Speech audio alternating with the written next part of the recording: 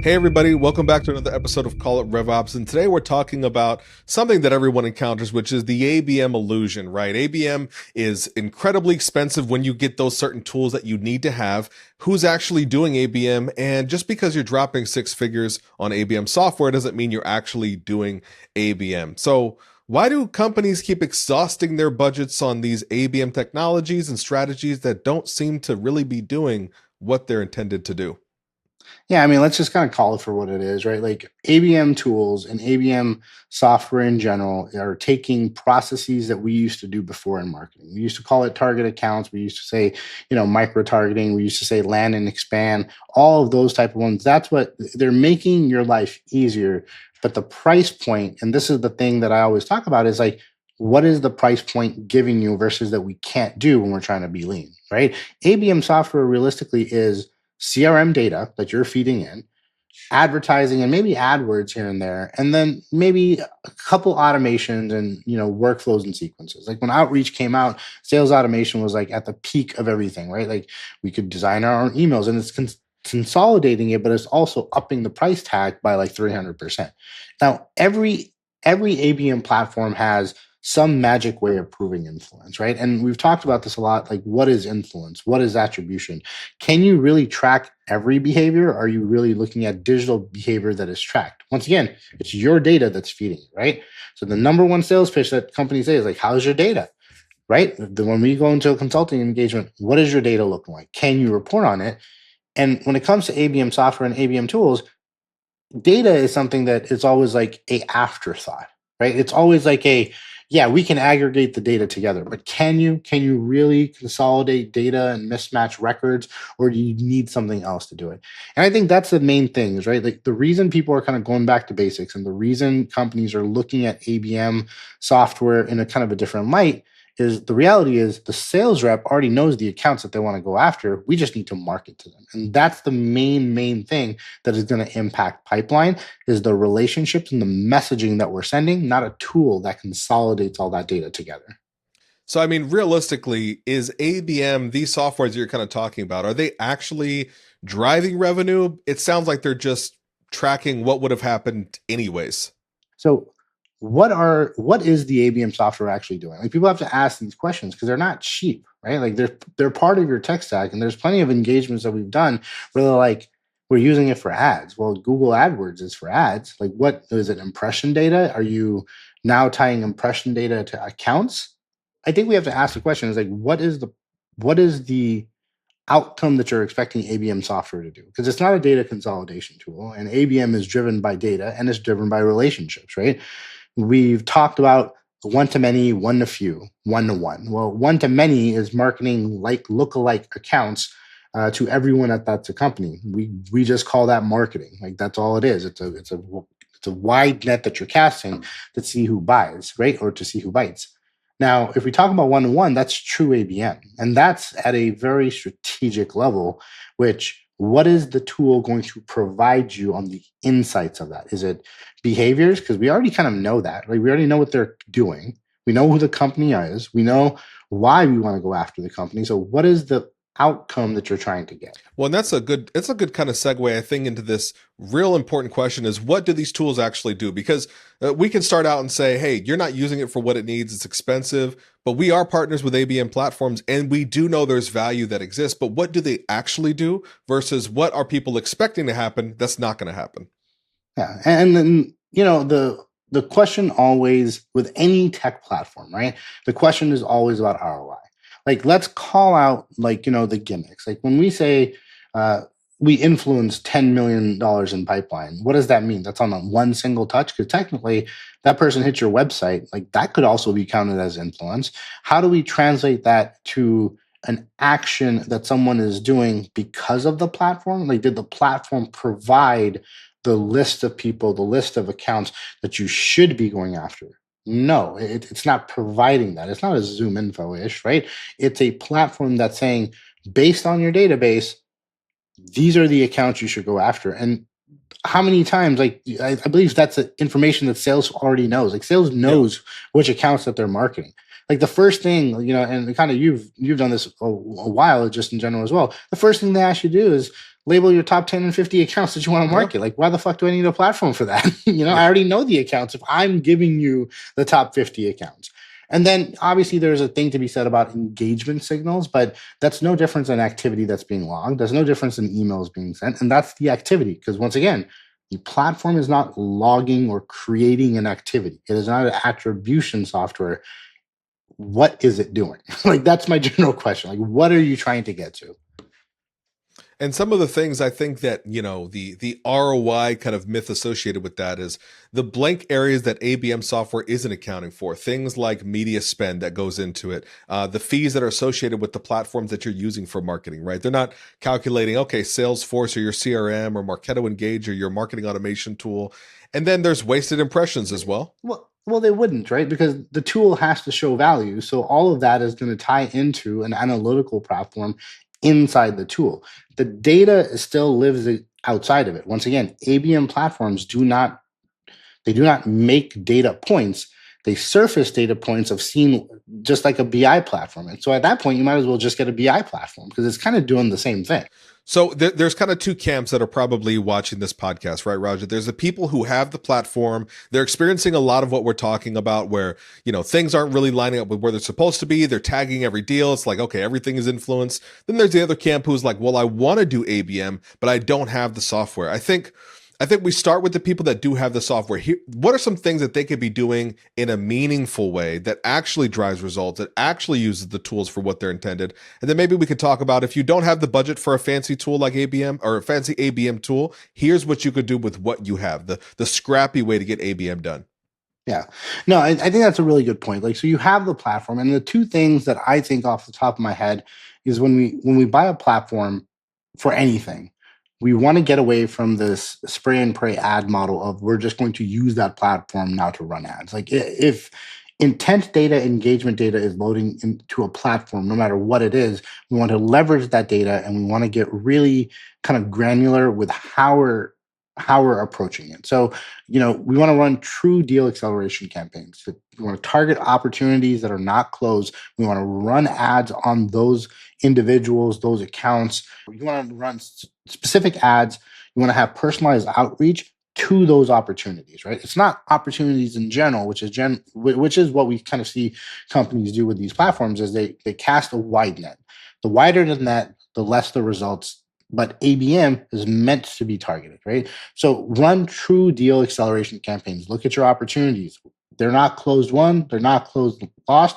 You have a shot at it. Let's run ads to justify why your company is the company that they need to go with, whether you're selling a service or whether you're selling a product. The second thing is multi-channel plays.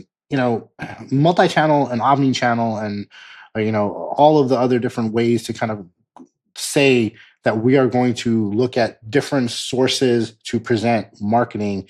Multi-channel, omni-channel campaigns are always something that people want to do, but generally we just take the same content and we just kind of spread it through these different channels. Yeah. Let's use this to see where people are engaging and up it on those channels. Like, that's the other thing. So when we talk about, and it ties in very closely to the whole, actually running deal accelerated campaigns, because you're looking at the channels, and ABM software does provide that.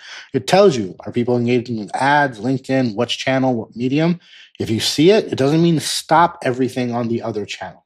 Yeah. It just means let's use this channel and let's go ahead and spend more resources and more time onto it for the target of acceleration campaigns, like to accelerate deal pipeline.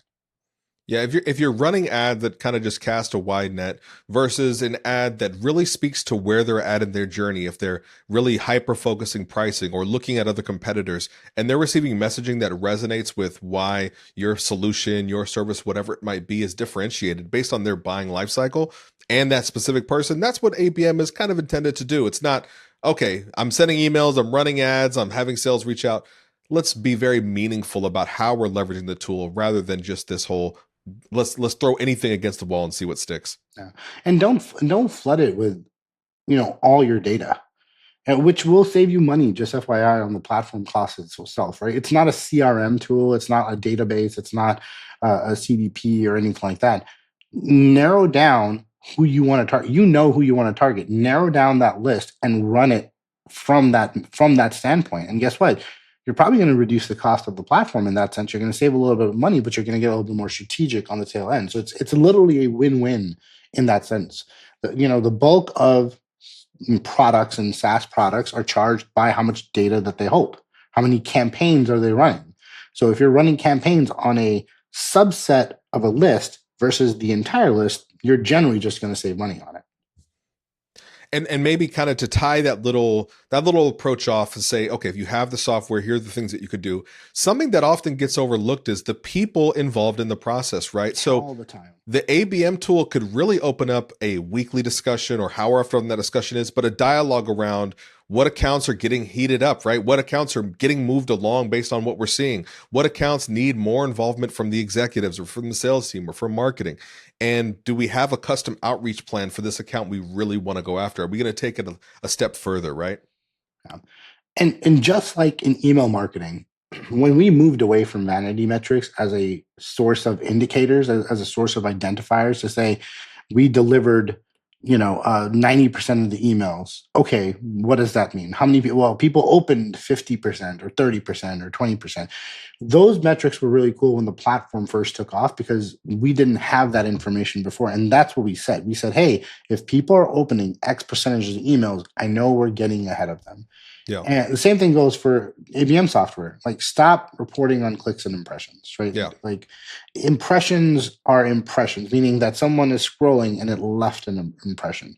Click, people will kind of debate on, but really, realistically, if you're a RevOps leader and you're in the RevOps space, clicks without attribution to an opportunity are just as meaningless as impressions, right? So let's start measuring.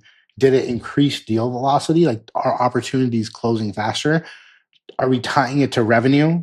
What are the win rates on those target accounts? Like, those are, as a RevOps leader, those are the things that we have to be looking out for.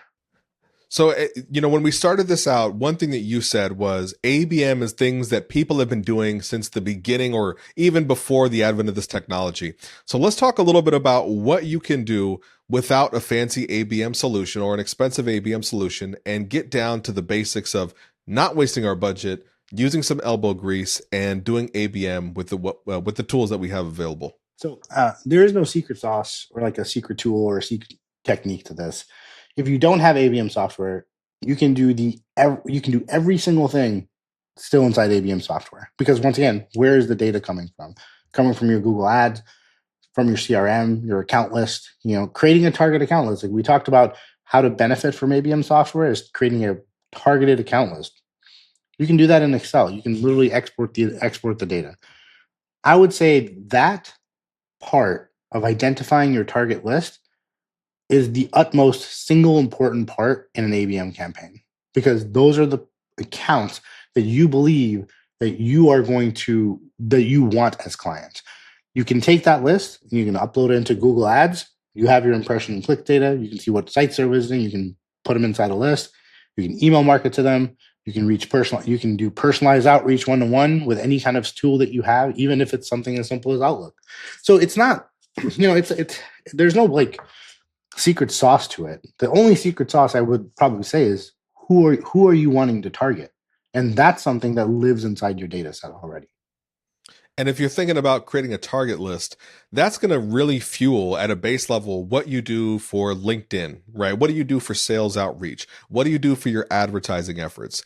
Things like job title, personas, you can craft all of that in these different tools as well. And it's going to be a little bit disjointed from, maybe there's not a single place to look altogether, but the reality is it's there. This data is not, hidden from anybody, especially in this day and age of marketing. And I think maybe one thing too we could kind of highlight is focus on real personalization. If I was to go after an account and I don't have a fancy ABM software, nothing is stopping me from saying, okay, well, I could personalize my engagement once I know who you are. Once I know what company you're working for, your job title, what you're interested in. That's not stopping anything from the marketing automation tool being a little bit more customized with how we do the outreach. And then also, like, this is going to sound really funny, but common sense targeting. I think that's with all the advancements in technology, just in general, the idea of common sense targeting as a RevOps leader in the space, like you need to target specific people at accounts. You cannot target the account. IT person, if you're not selling to IT, Yeah, does not yeah, care about your ABM campaign for or your sure. ad. The Yeah. intern at that account does not care about your ABM campaign, right? So I think one of the things that tools generally kind of do is it makes us lazy in the portion that really matters the most is who do you want to target?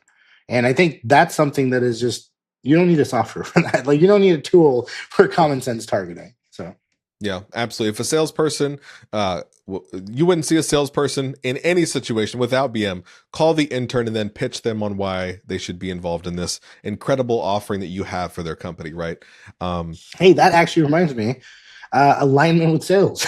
There you go. Who you Yeah. should be actually reaching out to. Hmm. Just because someone has a high intent engagement impression click signal, and they're in this case, to kind of example, an intern, you probably shouldn't pick up the phone and dial. You know what I mean? Like let's just be real. That's not the person that you want to kind of talk to. I think if we were to boil this down to brass tacks as we close this out, if your ABM strategy relies on a piece of software and not on a process and on a well thought out strategy, you really don't have an ABM go to market. You kind of just have another platform that you're paying for, right? That's really what it comes down to, and it's not going to work unless the team puts in the effort. But Raja, any closing thoughts on this idea of cracking, demystifying the ABM illusion in a meaningful way? No. I think I think everything has been. I mean, there's just so much we can talk about platforms and technology, and I think the biggest thing is in the RevOps space, and we always talk to RevOps leaders. We're inside the spaces.